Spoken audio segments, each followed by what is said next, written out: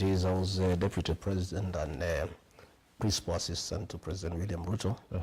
And I'm privy to many things. I also have a responsibility as a leader in this country to let the people of Kenya know what is happening. President William Ruto schemed a long time ago to remove Justice Martha Koome as Chief Justice and President of the Supreme Court because of refusing to be compromised. And he shared this with you? He shared with me, and many times he even quoted me that a daughter from the mountain is being problematic and accused me of being unable to manage Martha Koome to do things the way the president wants. And I told him it's not possible. I had many discussions with Martha Koome, and she's a stickler to the rule of law and constitutionalism. She's a very respectable judge, very qualified, and she got that job through merit. And I was against it. And I think the matter was put on hold until I was hounded out of office.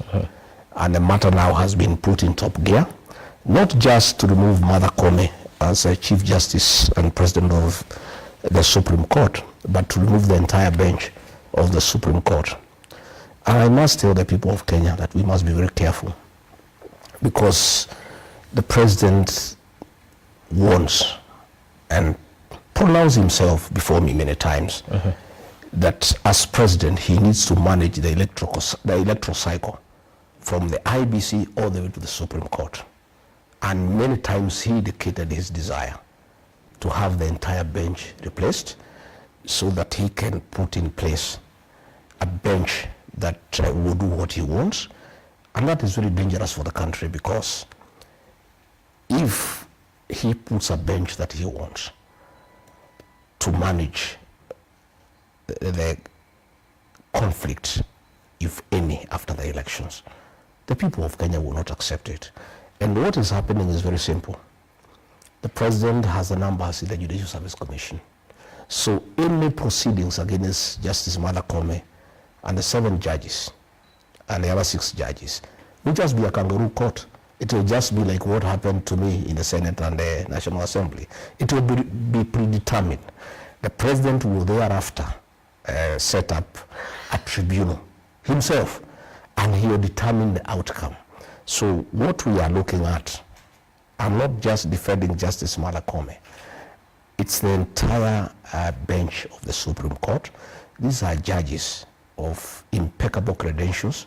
These are judges with proven track record. These are judges who have made monumental decisions in accordance with the rule of law and the Constitution for the benefit of the Republic. And if the president has his way, bulldozes through the Judicial Service Commission, where he has the numbers, these judges will not get any justice. It will be a kangaroo type of thing. And then they'll give a recommendation to the president to set up a tribunal to try them. And the outcome is predetermined. So I need to ask the international community to keep a very close eye on this country, because if the president succeeds in putting his bench at the Supreme Court, he will have completed the state capture. Already as we speak, he has captured Parliament, both Senate and the National Assembly. He has captured the opposition. The only remaining line of defense for the people of Kenya is the judiciary. So if he succeeds as he has planned, it means that the president has really captured the entire country, all the arms of government, and he'll do whatever he wants. And that level of impunity is dangerous for our democracy, our constitutionalism, and the rule of law. And we must speak out, and it should not be allowed to happen. Okay, allow me to interject, because